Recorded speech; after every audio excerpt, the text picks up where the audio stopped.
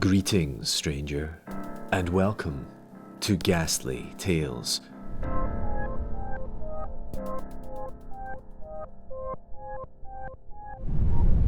Al-Kitab al-Ghoul, being the singular memoir of Ibn al-Warith, the only known son of Abdul al-Hazrad, called the Mad Arab by some. By Aaron Vlek. I used to believe as you do. How long ago I cannot recall, but I must have. I shudder to reflect upon that accursed time, and would banish all memory of it, but the regret that I was born as one of you. I too was possessed of a mind, piteously small, uncomprehending of greater things, scurrying among a throng of fellow cockroaches fit only to be crushed beneath the heels of beings far, far greater than yourself. My history is of no importance, only that my father was either dead or a rogue who had accosted my mother in the shadows near the bazaar, or some other such fairy tale. Her family was of great wealth and class, and saw to it that I was schooled in the best universities, Al-Azhar in Cairo, Mecca, and finally, that most auspicious year in Baghdad. They had wanted me to become a medical practitioner, like the great patriarchs of my line, treating the maladies commonplace to wasting human flesh, and pondering the mysteries of that greatest adversary of all, death itself. I laugh now to think upon it. Little did they suspect what use I would make of their middling generosities and the great destiny that awaited. But I must not move too quickly over this terrain, regardless of how small a role it would play in my ultimate coming into being. I languished at school and moved rapidly beyond the pale achievements of my fellow students. Appalled as I was by the absence of any truly challenging questions, and their utter rejection of the more innovative and inspired inquiries I sought tirelessly to advance upon them. So I spent the first 3 years of my university schooling consigned to the dungeon of crushing boredom. My fortunes took a momentous turn in my final year in Baghdad, during the reign of Al-Mustasim Billah, the last caliph of the Abbasids. I was taken under the wing of an exemplary individual of singular mind, a man who would lay open the seals upon my starving mind, and let in the breath of the stars and all the dark celestial luminaries destined to feed the precocious spirit that I am. My mentor was known to me only as Old Nusrat, having disowned his name of faith and his family many years before he ministered to the destitute among the city's poor, and carried out his experimentations beyond prying eyes and worrisome scrutiny. I was in the bazaar one day, buying herbs and other obscure requirements for certain procedures I planned to undertake should a suitable subject become available to me, when an old man commented on the curious collection the shopkeeper was stuffing into leather pouches at my request. We shared a few words, then proceeded on to a tea shop, where we conversed late into the night, in hushed tones about various avenues of shared inquiry. I came away from that first meeting a changed man, and I have never looked back but with the utmost contempt for so many years wasted in mundane academia. The next morning, Nusrat came to my rooms and requested that I accompany him to his home in Najaf, some 2 days' distance from Baghdad. I was eager to continue our conversation, so I went without question. Just outside that city's walls, there was an encampment of beggars, lepers, and other unfortunates to whom old Nusrat was clearly a well-known figure. I assumed this was where he ministered to his patients, but it was for a very different purpose that we had come. Nusrat disappeared while I stood watch over our cart and horse. When he returned, he carried a large, unwieldy bundle over his shoulder. I helped him load the thing into the cart, and could tell it was the size and weight of a full-grown man. When we returned to Nusrat's compound, itself heavily guarded by several armed ruffians behind a high-walled courtyard, the old man opened the bundle, and I saw that my calculations had been correct. It was the body of a man, not long dead from the look of him, the shroud still bound tightly about his bony frame. I watched closely as Nusrat carefully washed and then exsanguinated the corpse, the blood now clotted and darkened with a blotchy hue. Nusrat would not allow me to assist, though I had done so at the university many times, and was thoroughly adept at the art of dissection. There were a few minor irregularities in Nusrat's methods, but nothing untoward, so I held my tongue and took careful note of his actions. The next morning, Nusrat procured another corpse.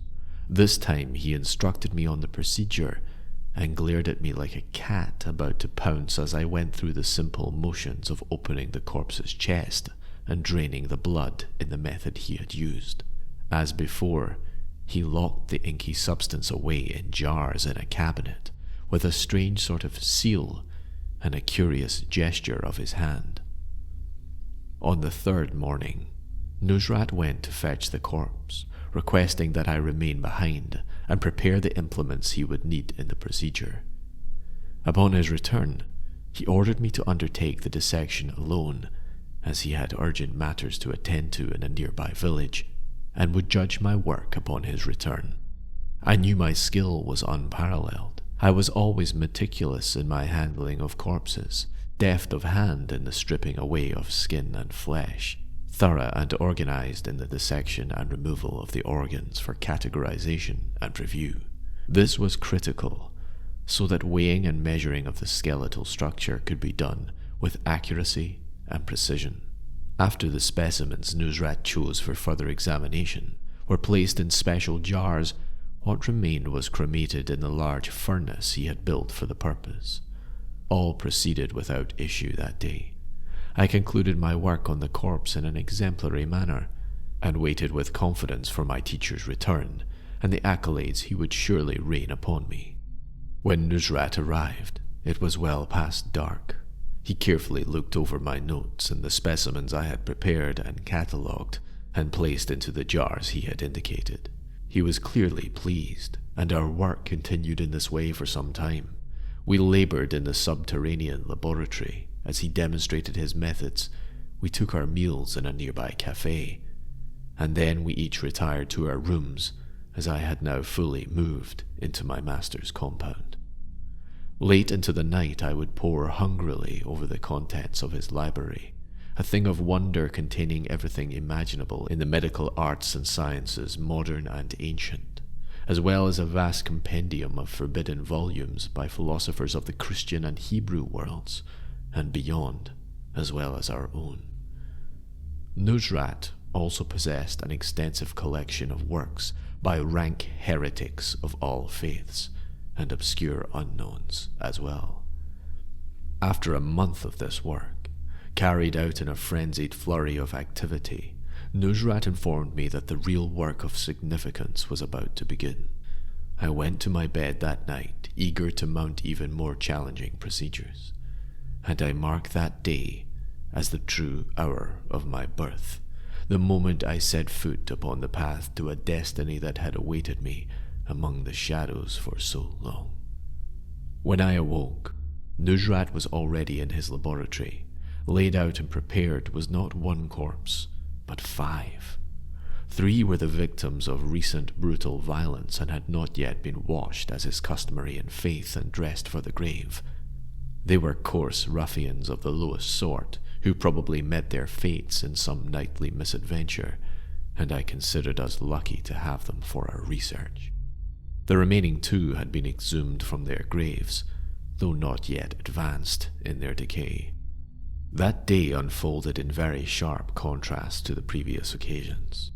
Nusrat had always carried out the dissections with the utmost care and gravity, as is customary in orthodox medical settings. That morning, however, a heavy atmosphere of the darkest foreboding clung to the chamber, and I remained silent in anticipation of what was to come.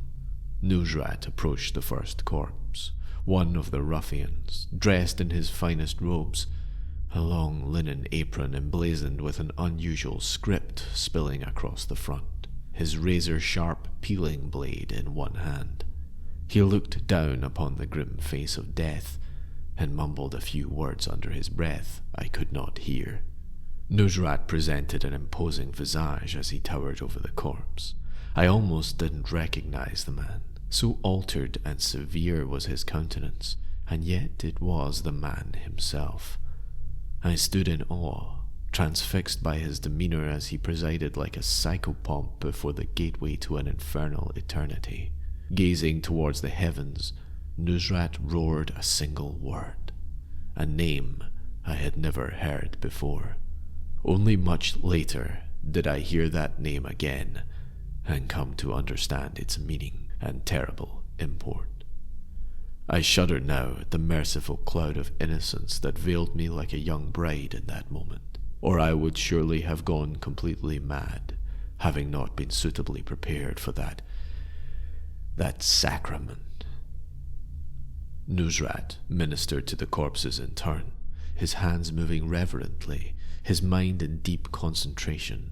He carefully peeled away and removed the corpse's epidermal layer, the first delicate silken veil that hides and protects the myriad unseen mysteries beneath. Then the dermis itself, the true skin of a man, lay revealed before our eyes. This too was slowly and methodically detached and peeled away, then carefully set aside in a large alabaster tray.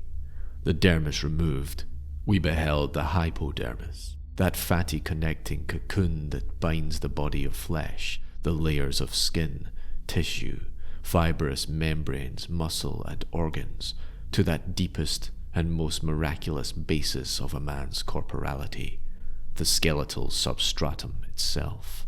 With each descending layer, my master intoned the greater verses of his secret formula, again in words that had no meaning for me, but which clearly held him in thrall. An overwhelming passion enlivened his face, and his body trembled delicately like a leaf in a breeze, and at times I thought I could hear him weeping softly. The precious organs of the body were then separated and ceremonially placed in canopic jars, such as the ancient mage priests of Kem had employed. All the while the blood and other flowing substances drained away into a large chalice beneath the table upon which the corpse lay, and a cacophony of rich, heady fragrances clouded my brain with the dreams of 1,000 forbidden ecstasies. I grew faint and staggered briefly, but not from any lack of nerve or disquietude.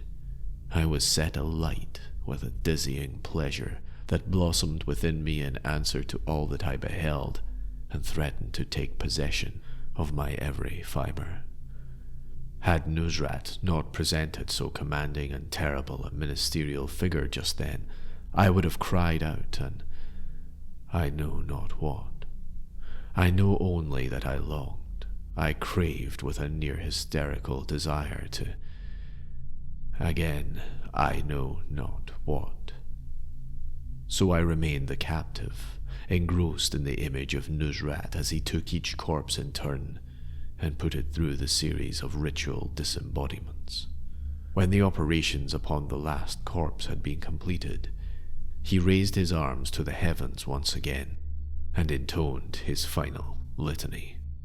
Slicing away a piece of dripping viscera from the corpse, Nusrat put it to his lips, kissed it, and then slowly consumed it. Then his hands dropped to his side, his eyes closed, in prayer. I struggled to draw a breath, but I was unable to move, my unblinking eyes locked on Nusrat's silent form beside the corpse.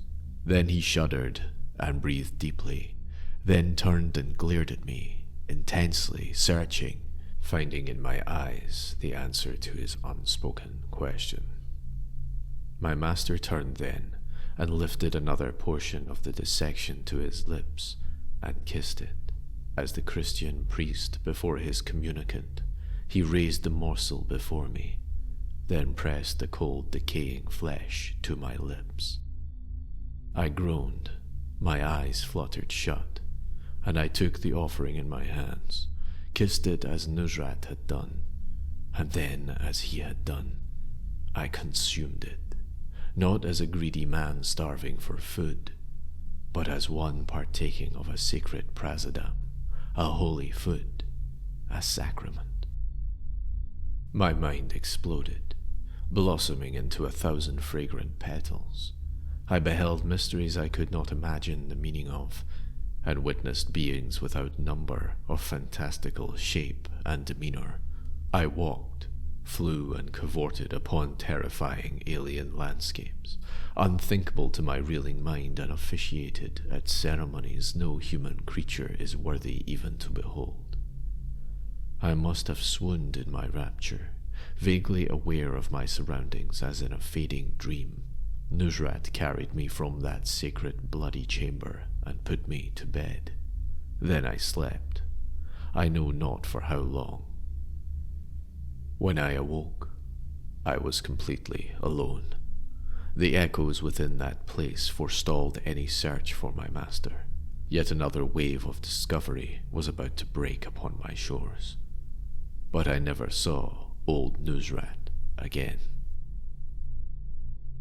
I prowled the city by night in a daze, a wraith haunting darkened doorways, stealing food where I could find it, fighting feral dogs for scraps when I could not, greedily consuming the vermin and rats that littered the alleys.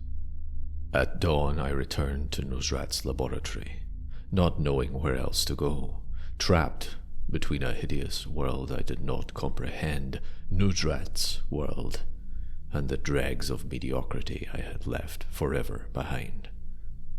So I waited for some new affront to destroy the remnants of my sanity, or for death to deliver me into the arms of whatever awaits us beyond the portal of that final step. One morning, I awoke with a start, leaping into a crouch and hissing like a feral animal. A low, inhuman chuckle emerged from the darkness like a noxious fume. I staggered to my feet, but saw nothing, and I might have been blind for all I could discern in the gloom. A torch flared nearby, but the hand that held that torch aloft was a vile thing, born of nightmares beyond those in which I was a familiar denizen. His robes were fine, those of a sheikh, but they were ancient, filthy, and covered with stains and strange designs crudely emblazoned over what remained of them. The flesh of his hands and face were as grey as that of the tomb and covered with tattoos, and the warm effluvium that wafted from his body in waves sucked the breath from my lungs. He was a thing never truly living, nor fully among the dead, his skeletal, claw-like hands flexing menacingly toward me. I roared in outrage, demanding to know who he was and why he intruded upon me in such a manner. If he sought Nusrat, he was gone, I said, never to return. But the foul spectre just laughed, a hollow, mirthless cackle, erupting in echoes from the depths of some dark interior cavern. The creature approached me, and I scrambled away into a corner of the room, paralyzed with a nameless fear. Grabbing me by the hair, the visitant dragged me to my feet and beat me so brutally that I knew death would surely come. But no, he flung me down a narrow stone stairway into the catacombs beneath Nusrat's laboratory and locked me in a dank chamber with bars on the doors. His eyes, two red coals, fixed upon me in the darkness. I lay there on the rotted straw on the stone floor, bellowing in anger, imploring him to tell me his name, or to kill me and be on his way, as death was no threat to me. Again, he just laughed, his voice hideous, mocking, insane.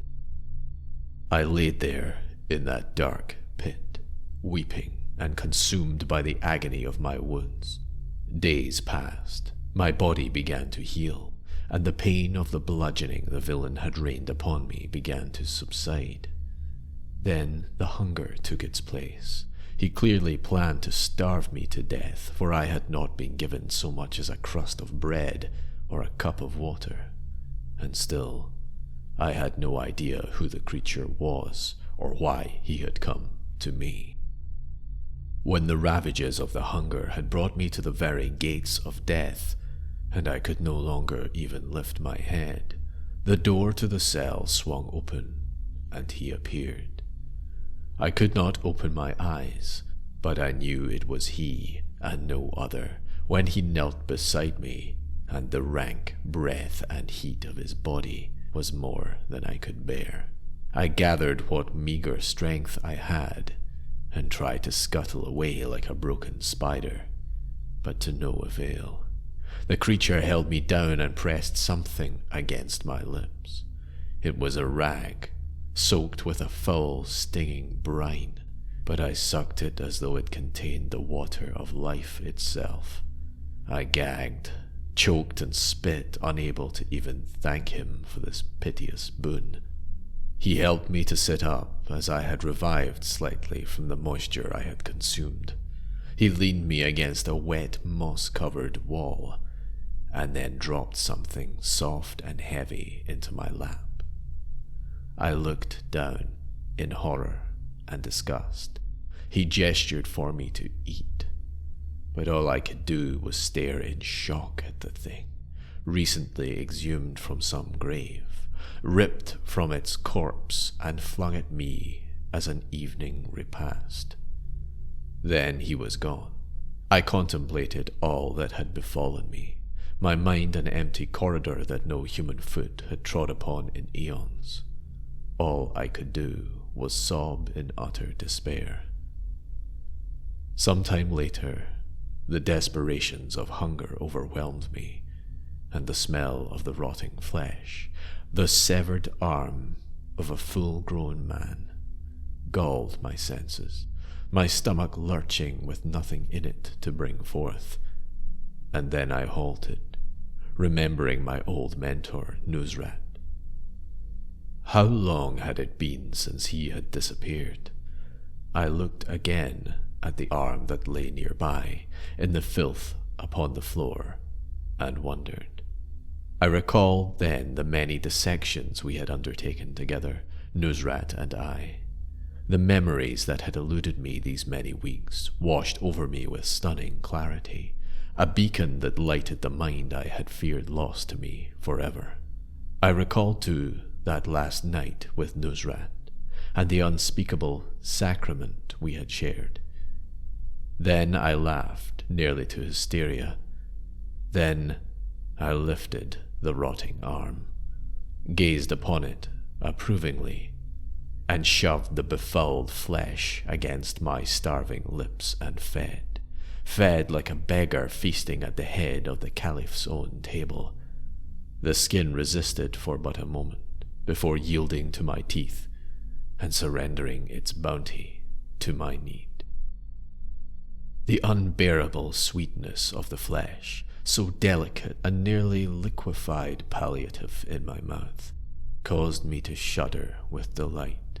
Oh, how I feasted, how I rejoiced, growing stronger by the moment, and blessing the creature who held me in mortal thrall for his generosity. And then I slept, deep and long, peaceful as a babe, warm and sated at its mother's breast. What followed was gestation. In time, this and many other details would be distilled and codified into the formula of my being, a legacy to be articulated and bequeathed to such parties that might arise in the wake of my own passing. My guardian's identity continued to elude me, and he refused even to pass the time of day or goad me with the belittling taunts so habitual to the custodians of unwilling incarceration. But the creature was always nearby, observing even the smallest and most humiliating details of my body and its natural processes. His sole occupations, seemed to be twofold. This incessant watching over me, night and day through the bars of my cell, and the serving up of the evening meal. The well-ripened remains of a disinterred corpse resplendent upon the fecund detritus of the earth, the dank, mouldy soil, the shards of rotted wood. And oh, those intoxicating bouquets, their subtle and exquisitely fragrant elixirs that would shame even the rarest wines of papal Christendom. My wounds healed. I grew strong, and loathed my captivity more with every passing day. My thoughts grew dark, turbulent, strangers even to my own mind, as wholly alien senses blossomed within me, ravaging my body and threatening to topple the remains of my sanity. I knew that soon I would be able to tear this hovel to the ground, with only my teeth and claws to aid me. My sense of smell particularly consumed me. I could detect every element of my captivity, the mouldy stone upon which I lay, the rotted straw and mounds of filth I had produced in my confinement, the smell even of my captor in his ever-silent vigil at my door. I inhaled, too, the heat of living bodies beyond these walls, the teeming masses of humanity that moved about the city, and I could discern each of them from the others by its odor, unique as a face, as a glance, as a name, and I found this loathsome. I could hear their red blood coursing through their veins like so many rivers in tidal flood. I could see deep into their flesh and sinew where the myriad infinitely small invisible creatures teemed within, their machinations a cacophonous assault upon my senses. The vile stench of humanity affronted my rarefied state of being, and I had no recourse but to tear a length from the rags that still clung to me, and soak it with my filth, and then wrap it around my face to forestall this foulness of life. I longed for my evening repast, for it was the only balm robust enough to ease the gall from my throat. And so I endured, while my guardian held me in his inviolate, secret darkness. After some unfathomable expanse of time, my mind began to clear, and I could hear scraps of thought that arose within my captor's mind. Nothing but musings at first, fragments of formulas he scribbled in his mind in an unknown tongue, and occasionally an observation about myself, as if he were awaiting the arrival of some unknown occurrence. These fragments grew until I could sense that he was actually speaking to me with the power of his mind. In time I was hearing him as clearly as if we conversed aloud. And such mysteries did he impart upon me as our minds crashed upon one another, as two waves and commingled. We were opposing mirrors, swallowing each other and then breaking into 1,000 glittering shards, twinkling stars or pale grains of sand spread out across the shores of eternity. And at last I knew his name. Abdul al-Hazrad. And he was my father. In the days, weeks, years, or but moments that followed, al-Hazrad initiated me into his wisdom, and entrusted to me so many manuscripts it would take 12 lifetimes to consume them all. These were penned by his own hand, and by many others. We spoke not a word, never defiled the sanctity of what passed between us.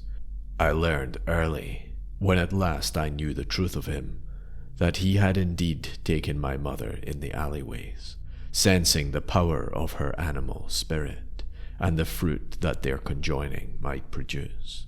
When first he revealed his identity to me, I mindlessly attempted some silly familiarity with him, such as a mere human might expect to share with his patriarch. His response was quick as lightning. He knocked me down with such ferocity and rage that I crumpled like a broken toy, so great was his strength.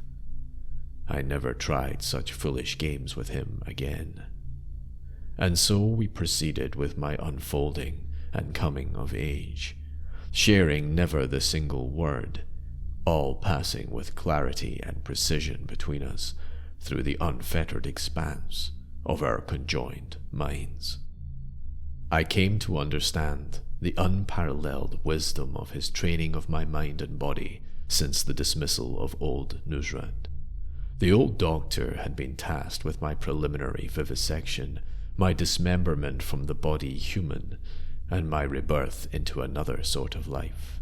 Only then could my father, Abdul al-Hazrad, come to me in the night like Gabriel to the Virgin, bringing his own good tidings of the mystery he would bring forth within me, the joyous, holy birth that was so near at hand.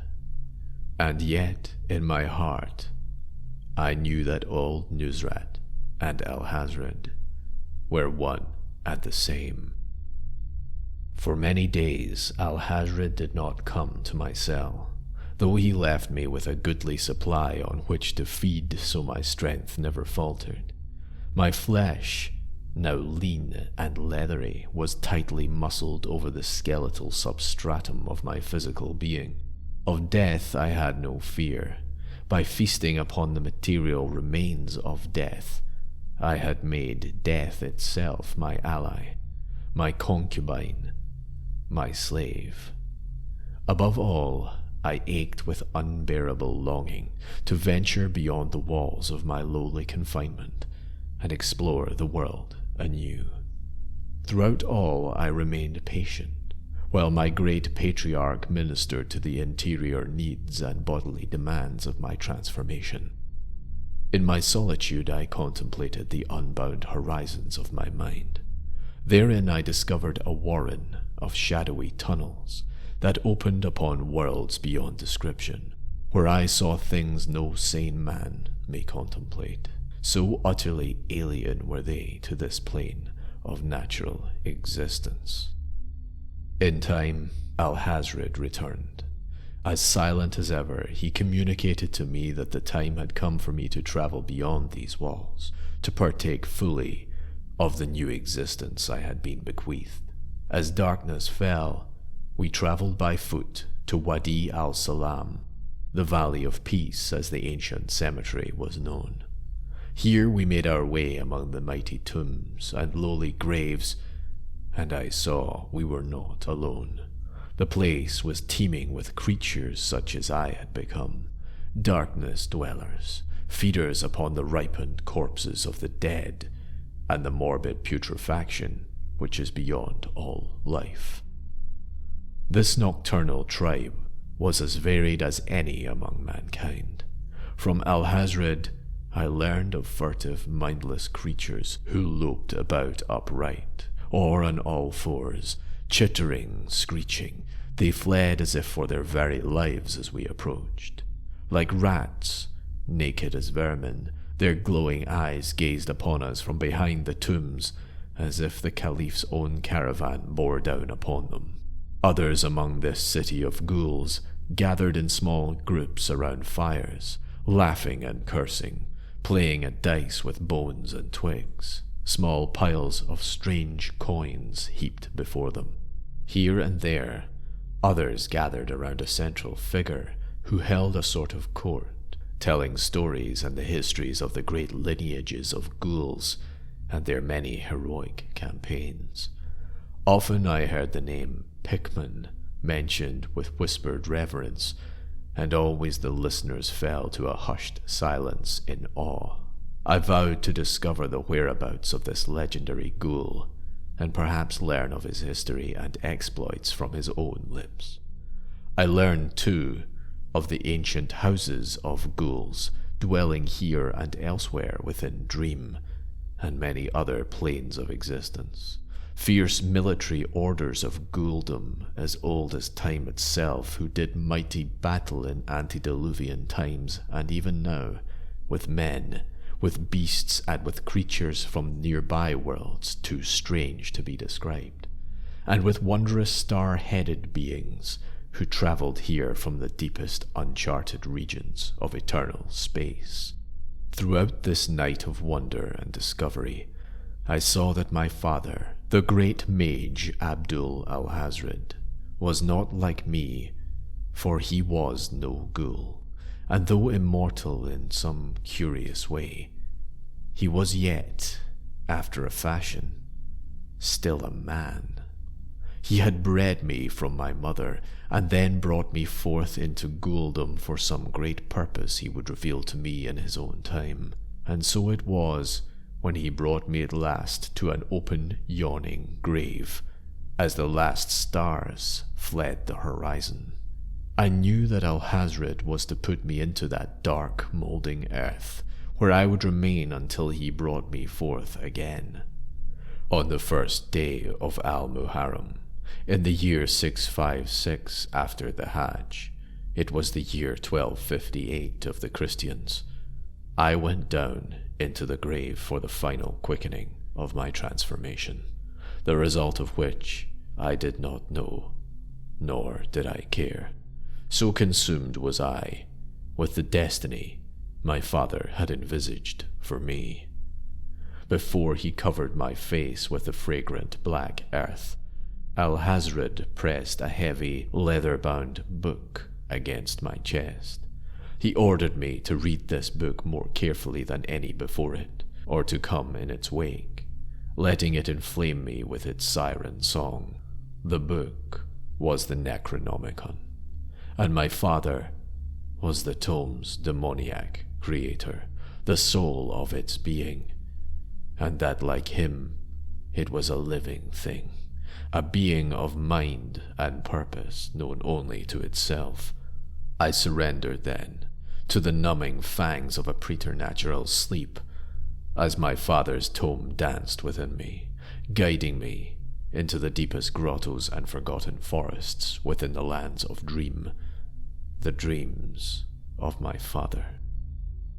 The myth of time fell away like a child's broken toy, and my mind fled with it, leaving my senses purified, throbbing within the walls of my flesh, in chorus with worlds without form. I had become myself ecstasy and pain, too hideous for reason to abide, as I floated in the dark womb, absorbing what 1,000 minds could not hold in the span of 1,000 lives. Of that I may not speak, for words are an abomination to things they are unworthy to behold. And thus I endured for eons. But then, for a moment, the core of my essence was drawn upward, as from a monstrous black ocean where neither blackness nor ocean exist. Faster and faster I was drawn forth, a comet shot into the heavens, white hot, leaving only an icy breath in my wake. As if a memory from another life, the warm earth cradled the ragged flesh that once again bound me, a burning star beating within my frozen breast. She trembled, surrendering beneath me as an eager lover, pleading with me to remain forever in her hungry embrace. But I could not remain. Finally, the call of al-Hazrad had come, and I had awakened. I opened my eyes. It was night, but the stars overhead were concealed behind waves of billowing black smoke that cloaked the heavens from my sight. I struggled to draw that first breath as I stumbled from my grave. The ancient cemetery teemed with frenzied chaos. Thousands of men did bloody battle with thousands more who died screaming, skewered on swords and pikes, gore-dripping axes dangling from severed limbs. I cried out in delight as other figures swarmed over the garden of corpses, ghouls like myself come a-feasting. Sharp cracks of report filled the air as more men fell amid screams of desperation, dying by the scores in reply. Flying beasts screeched overhead, some of natural flesh but unknown to me, others by design, formed of metal that spit yellow fire over the field as a sea of lifeless eyes gazed up into nothingness. All around me, more fell by the thousands, their bodies trampled as waves of my kinsmen flowed hungrily over the rising mountains of bloodied, broken flesh. The scene of battle shuddered beneath my feet, as huge mechanical beasts rumbled over the living and the dead, fire erupting from long trunks protruding from their midst, while machines of flesh and marrow swayed overhead, their irregular limbs beating the air as they waded through the carnage. I gazed in awe as one of these leviathans grabbed up a dozen men who ran before it, and then lowered them into one of its many gaping maws, swallowing all amidst the sound of crunching bones and grunts of satisfaction in the feasting. Another monstrosity towered over me by at least 20 feet. Men and horses and mangled contraptions of iron dangled from its dripping lips, but for an instant before all disappeared within. Stumbling through the blood and gore and blood, I swooned, intoxicated, but dared not pause to feed though I knew I must. The long, deep blast of a massive horn shattered the air, and I understood. It was the time foretold in my father's book, the Necronomicon, the holy war that would devour all the earth and consume the men of this world had come. The horn sounded again and again, heralding the arrival of the king, triumphant upon the killing field, great Hastur and his starry generals, and rank upon rank of holy guards, acolytes, priests, sacrifices, and his supreme general of earth, Abdul al-Hazrad, called the Mad Arab by fools among the dead. The earth cracked and ruptured like ice, and tongues of flame licked greedily towards the heavens, dragging flying things, beasts and machines alike, into the blazing subterranean inferno. The grinding wail of destruction caused my skin to sing, but still I ventured on in search of the place of power from which the waves of discontinuation flowed, as from a pure wellspring, and it was the voice of al-Hazrad that drew me on. Then at last I saw him.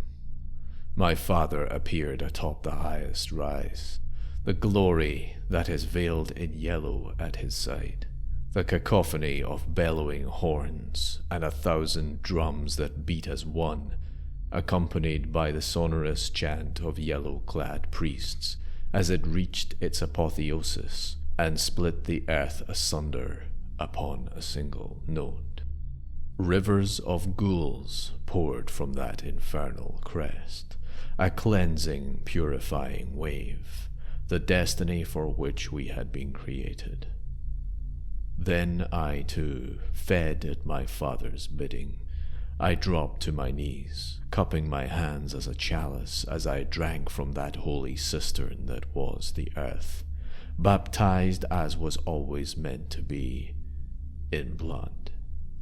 My heart sang in ecstasy, in triumph. I halted suddenly as I gorged myself upon the discarded remains of humankind, upon that which none but a ghoul desires.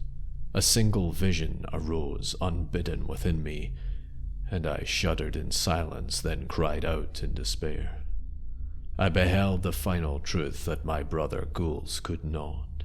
What fate awaited us when the land was finally cleansed of humanity and none remained, neither living nor corpse, but the old gods who reign again in absolute victory. What then for the vast and mighty armies of fierce and loyal ghouls, when there is nothing left for us to feed upon but ourselves?